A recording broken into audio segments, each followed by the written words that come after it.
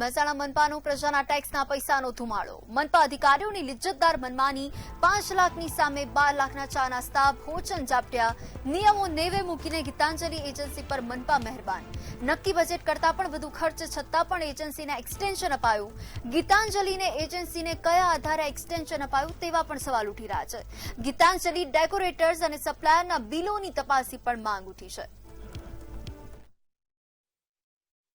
ગીતાંજલિ નામની એજન્સીને 14.80% ભાવ વધારા સાથેનું ટેન્ડર આવેલ। એ ટેન્ડર મંજૂર કરી જે તે વખતે એમને કામગીરી આપવામાં આવેલ। 5 લાખની ખર્ચની મર્યાદા હોવા છતાં પણ વધુ 7 લાખ રૂપિયા ખર્ચ કર્યા છે, એટલે કે અધર જેટલો બીજો 7 લાખ રૂપિયા જેટલો વધારાનો ખર્ચ કરેલ છે। એ ખરેખર જો જોવામાં આવે, આની અંદર ઊંડી તપાસ કરવામાં આવે તો કંઈક ખોટું થયું હોય એવું ચોક્કસ મારું માનવું છે।